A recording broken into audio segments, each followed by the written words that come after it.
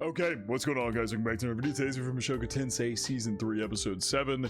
Last episode, Rudy reconvened with an old comrade, aka Sarah. They reconciled what occurred when they first parted, and have resolved themselves to just treat each other as old pals, old comrades, and that was all very well done. And yeah, we're gonna see where we go in this episode, as it is called Phase 4. I already know what's gonna happen in this episode, so but I think I'll avoid saying anything until it actually shows up in the episodes. Of course, per usual, I'm a light novel reader, but all my reactions are anime only friendly.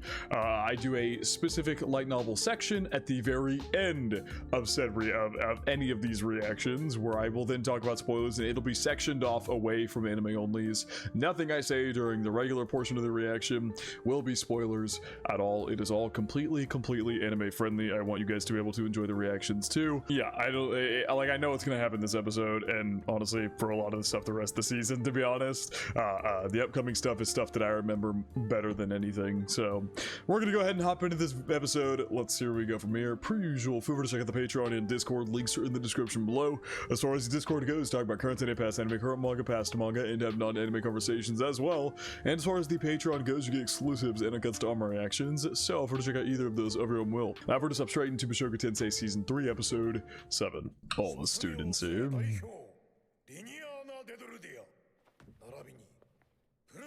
Yep, it's graduation day for Linnea and Priscilla. Yeah, because I think they said when we first meet them in Season 2 that they're 6 years or something like that. I forget how many years you're here, but I think it's something like that. Also, I have not finished my Season 2 rewatch. I've been updating on that every week. I should have done that in the intro, but I forgot. This past week, I did not watch any Mushoku Tensei, but this next week, I plan on finishing Core 2 of Season 2, which is all I have left to watch. So, I'm pretty much done, but I got to finish Core 2 of Season 2. But yeah, just a little update on that. Nothing has changed since the last video. And Class D Mages Guild certifications. Damn. So many people here, and they're representing the graduating class, which makes sense. They actually look like respectable people.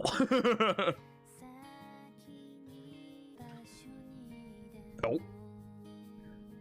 Even Zenoba and Cliff stood up to congratulate them. Yeah, they are. The reason they're representing the graduating class, of course, is because they're the children of the highest people in the Dodolia clan.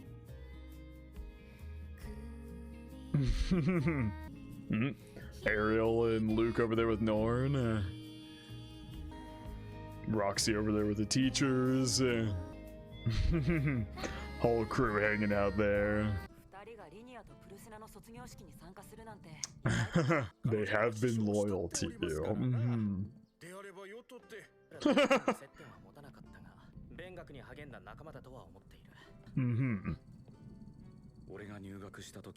Yeah, not at all. And by the end of it, they were actually a pretty close friend group, which I've said this in other videos as well. I feel like is something Season 2 kind of lacks a bit.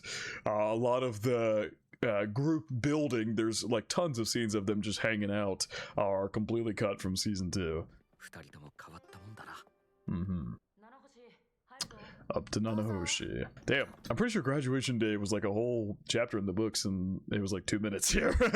Wow.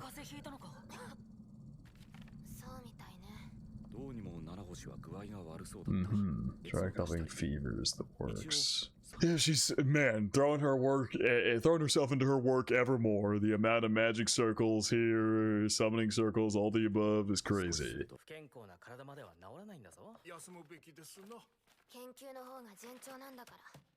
When my research is going so well.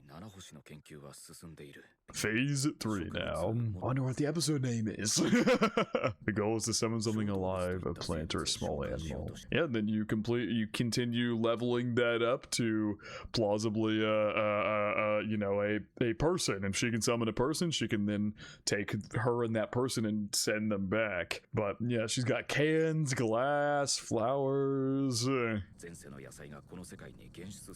from our old world for this one. Well, that plant is from this world actually, because he literally just mentioned that next she wants to summon a something alive, a plant or small animal. They just put a flower in the glass that she summoned. Because well, maybe that's not something she summoned. Maybe it's just genuine glass. The cans were definitely something she summoned, and also we know she summoned a feather, I believe, and a plastic bottle. Yeah, there's the bottle cap right there. Hello? Why are you two here? They do seem very serious. Ah.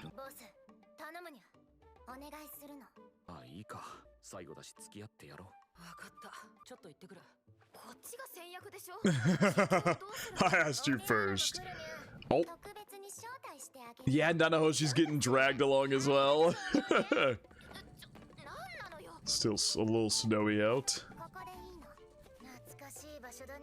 Oh, is this the first place that they dueled? Yeah, where Rudy absolutely fucking demolished them instantly. Yep. That whole segment was so goofy. Getting the glove ready. Oh, they're gonna duel each other. Are they gonna, whoever wins is gonna lead the Doldia tribe, maybe? Is that what it is? Which one of us is stronger? Yep, there you go. I was right. The Doldia and Adoldia are two separate clans.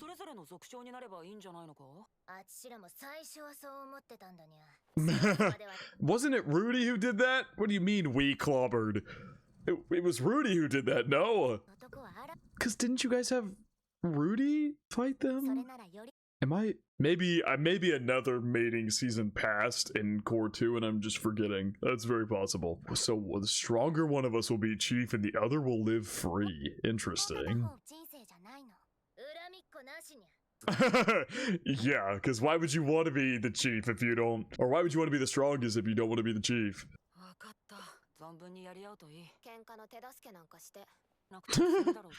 Probably.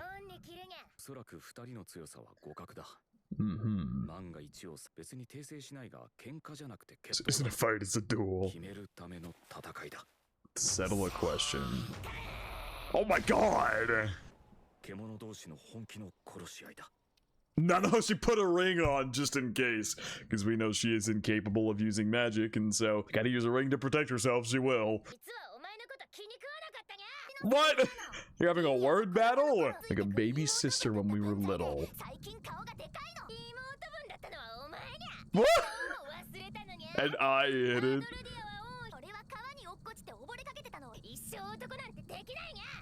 Okay, no, now they're actually gonna fight. You wiped out all our suitors. Fatty!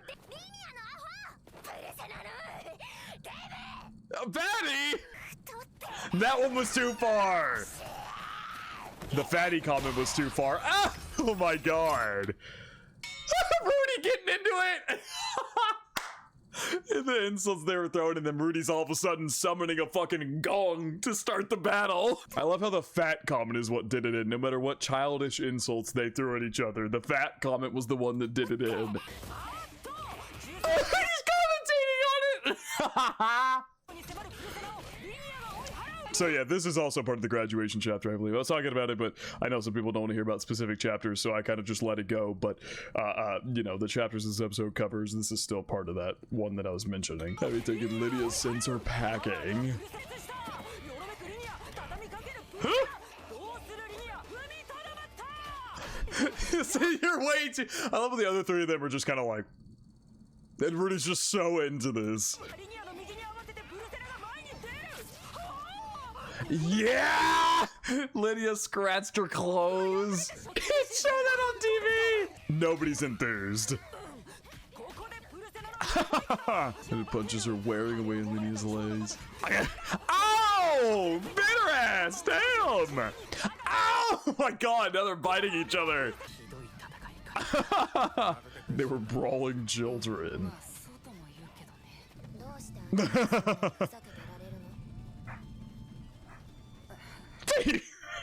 They are both taking the fight super seriously, and he's over here just commentating on it. Love how Nanahoshi was the one who told him to take it more seriously. Are they both just gonna go out at the same time? Or did Persino win? Oh my god. The light. All the footprints around them. Triumphed after a brutal battle. God damn, the claw marks and everything.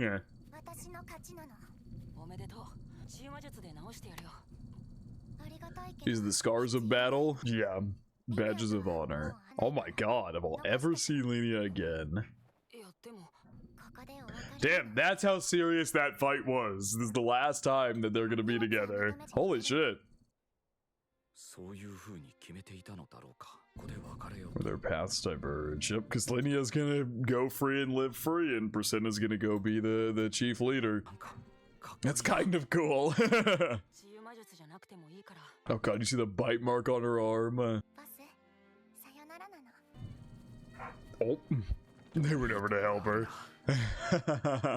Cliff helping her and Nanahoshi giving her the jacket. Because whether Nanahoshi will admit it or not, she does find friends in these people. Are you alive?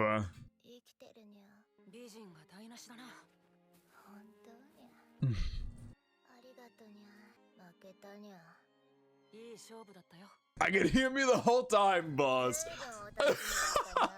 Yeah, they were having such a serious fight and Rudy was just having fun commentating over the whole thing. Yeah, about how serious the fight actually was for them. True, you got entertainment.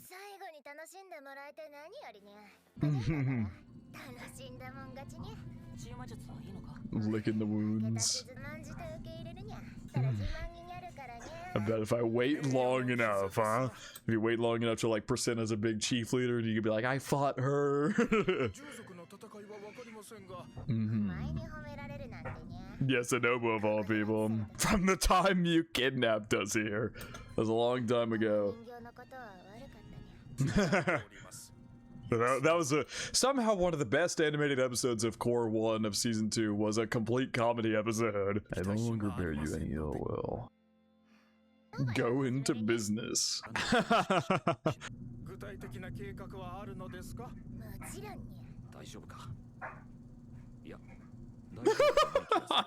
So go off half-cocked and land herself in hot water.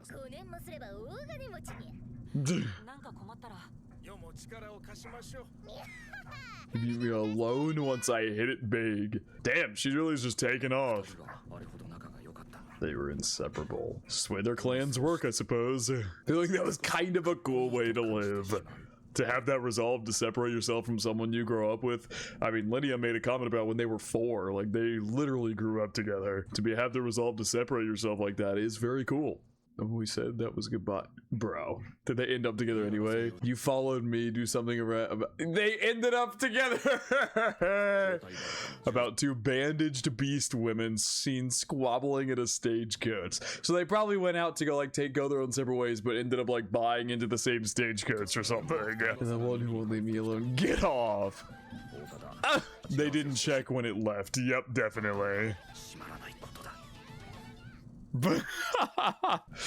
Oh man, and off they go. I just can't help but feel a little sad because I feel like don't want to sound like I'm complaining too much. Okay, I love Mushoku Tensei, but the anime did not do the best job establishing their. I mentioned this earlier in this video. I completely blanked that I mentioned this earlier in this video, but I feel like you would be a lot sadder about seeing them go if the anime had done as good of a job at building that friend group as the books did, and it feels like sadly the anime hasn't really done that super well, or as well, I should say. So you're maybe not like as sad to see them go as I think I remember myself being in the books and be like, oh, it's sad to see them go. Part of the friend group is leaving, because also, you know, when Bodyguardy left as well, it felt like a big part of the friend group was leaving, because the book did such a good job establishing all of them as friends together.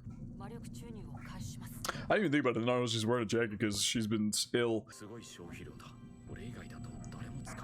Damn, because Rudy just has an insane amount of mana. Holy shit, whoa. Oh shit. It was what's in the sky back then. Yeah, but maybe it's on a smaller scale here, to not bring a whole ass human this time. But then again, if Nanahoshi caused the mana disaster, in theory, wouldn't summoning another person cause another mana disaster? Wouldn't that be the case? If that much destruction occurs from one person from Earth being brought here, in theory, wouldn't it happen again?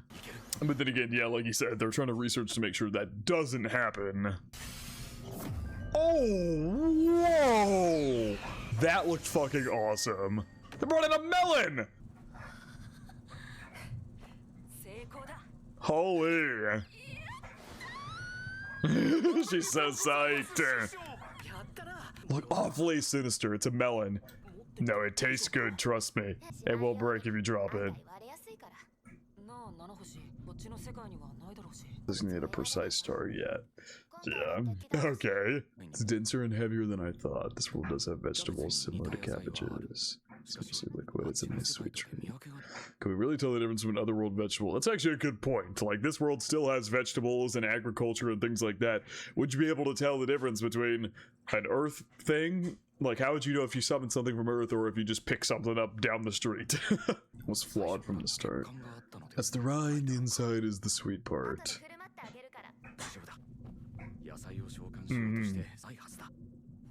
We're summoning bigger and bigger things. They're gonna all eat a watermelon together. I don't know when it started. Yeah, Roxy and Norin now hang out with the crew. Aw, Nanahoshi and Julie together. Yeah, Bodyguard did leave as well. She's elated.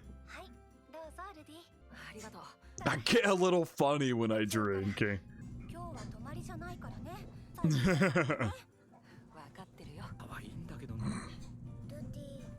Oh. Is Roxy drunk? Okay. That fucking smile. Wow! Damn! I'm sure you wouldn't. You already did that. Oh, hello, Norn. She did glance at him at the beginning of this episode as well, like she had something serious she wanted to talk to him about. Roxy locked in as well because she's trying to be good friends with Norn. Nope, moved over to her own seat. She was. Ooh. I have a gift for drawing people to me. It's true. We saw earlier this season she was hanging out with her friends and stuff. Yeah, but she wanted to let Norn bring it up too. They both knew, but they just... Norn maybe like asked them or they knew that Norn probably wanted to breach the subject herself, so they let her.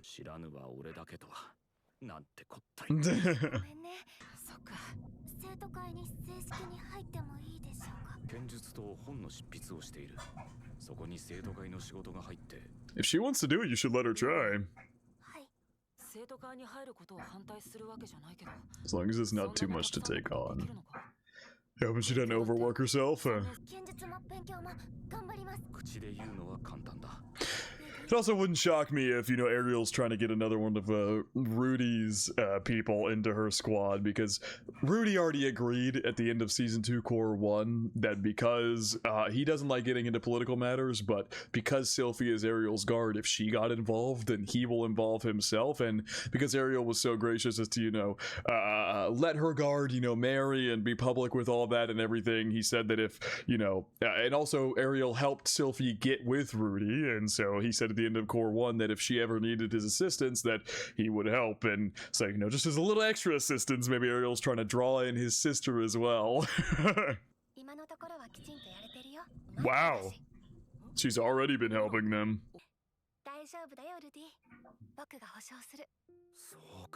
She proved she could before she asked. There you go.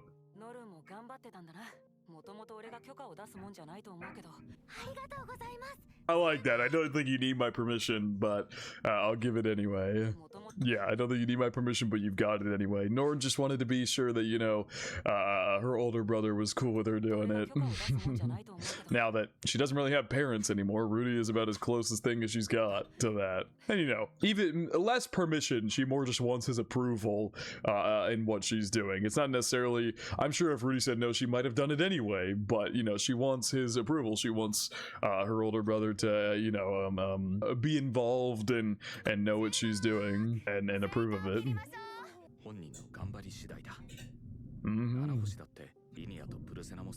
Same goes for Linnea and Priscilla. Aw. Well, look at them all back there eating watermelon together. Roxy, Sylphie. It's sad that Aisha's not allowed to join, but Yeah, I love that they're all celebrating with her, because Sylphie and Roxy knew beforehand, and so now they're celebrating. They're like, look, he said yes, yes, you can join. I wouldn't be who I am now if the people in my life hadn't supported me. I'll always be ready to support them too. Fantastic. Man, she is really coughing.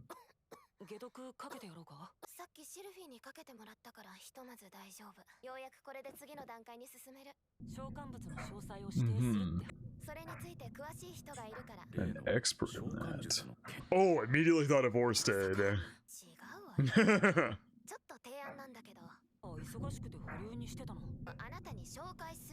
Okay. It's such a big deal that meeting him's worth 2 rewards. Ooh, that's big information. Oh, Norn heard that as well.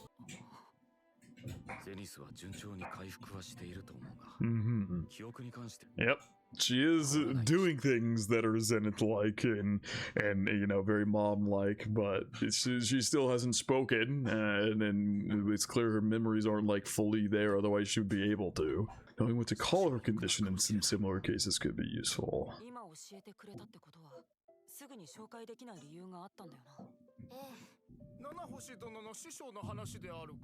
Yeah, massaging his ears.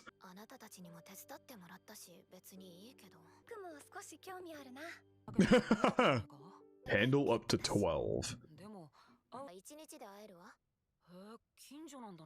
I think I know who she's talking about. I think I just clocked it in my head.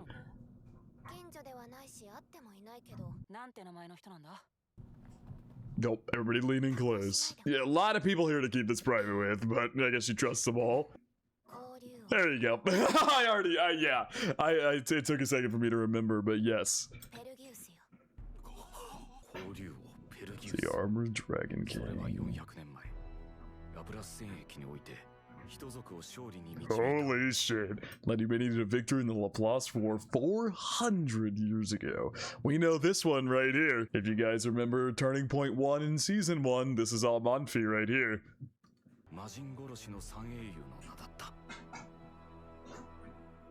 Episode 7, Phase 4. Fucking amazing episode. That was fantastic. Of course.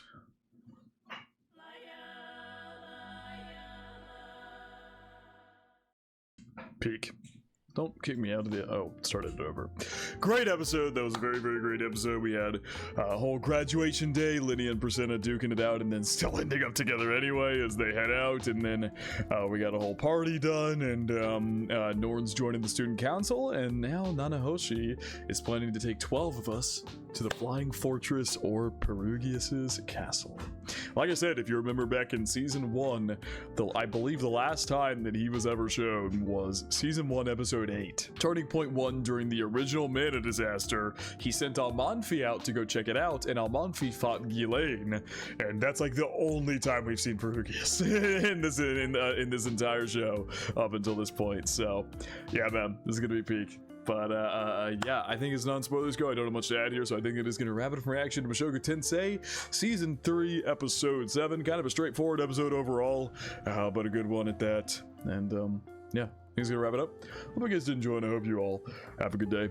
As for spoilers go, I don't have much to add. They covered the chapters. I'm pretty sure graduation day involved Lenny and Priscilla's fight and then separating, come back together, and then phase 4 was the whole celebration. And of course, I can't talk about Nanahoshi getting sick and how that's going to become life-threatening very quickly, because that is the whole crux of Volume 14. But next episode, we'll begin Volume 14 in earnest. This is Episode 7 now, and there's only 14 for this course, so I'm very curious if they're going to do, like...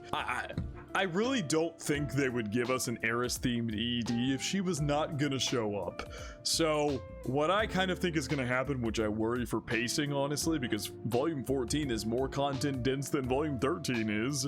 I feel like Volume 14 should have 6 to 7 episodes for it, but I think they're probably gonna end up doing, Volume 14 is gonna be episodes 8 to, like, 13 or 14, and then Volume 15 will round out the core, and we'll get the fight and everything like that. I can only assume that's how they're gonna do this. I don't think they would give an Eris ED and show all the Eris scenes and stuff like that and not have her show up at all this core. I just don't see it happening, but alas, we'll see how they end up adapting it. I just worry for volume 14's pacing because so much goes on. We go meet Perugius. Ariel meets Perugius. The whole thing about Ariel trying to get along with him and struggling to do so. There's a whole side arc with that. Nanahoshi getting sick, having to go fight the demon lady whose name's like a Tofei or something like that. Having to go fight her to try to fix Nanahoshi so she doesn't fucking die. And then Turning Point 4, which is gonna be huge. Like, I feel like there's so much that goes on in volume 14. I don't feel like they can safely adapt it all in like 5 episodes or even 6. I feel like 7 episodes would be like the perfect amount for how much goes on in volume 14, because truly so much happens. But alas, we will find out as we continue how they adapt it, and I'm excited nonetheless because volume 14 and 15 are my 2 favorite volumes of what I read back when I read the volumes up to 18. So I'm excited, but honestly, one theory I had was that they would do Turning Point 4 and then end the season cliffhangering it on Turning Point 4, and Core 2 would pick up with the Dark Timeline. The first episode of Core 2 would be the Dark Timeline and starting volume 15, but I'm really not sure if that's how they're going to do things. Given the fact that there's an Eris ED, I really doubt that they would push all that to Core 2, but I honestly don't think it'd be the worst idea ever to have all of Turning Point 4 play out, Core 1 ends, and then Core 2 like starts the first episode of Core 2 with the Dark Timeline of Rudy reading the diary. Like, I really think that would be a fantastic way to do it, but I'm not entirely sure what they plan on doing. I suppose we'll find out. The only thing keeping me from thinking that's how they're going to adapt it is the fact that this season's ED is Eris focused. Maybe the ED will persist through Core 2. Maybe that's the case. Maybe the ED will persist through Core 2 as well. I'm not entirely sure. I kind of doubt it, but alas, you know, they've taken so many episodes. I thought they were only going to do, like, I thought we'd be done with volume 13, like last episode or even the episode before. I thought they would crunch it all in quite a bit so they can get to volume 14 and 15 within this first core, but they've extended volume 13 so many more episodes than I expected them to. We're now at episode 7, and so they took 5 full episodes for volume 13, and so I'm just very curious where exactly how they're gonna pace out volume 14. I really truly believe it deserves like 6 to 7 episodes given how much content is within it, if you really want to do everything correctly with all the great character writing and things that go on. But I suppose we'll find out. That's enough yapping for me. I'm hyped. Volume 14 is peak. The Atofe fight is my profile in Discord. My Discord profile is Rudy using his electric spell against Atofe.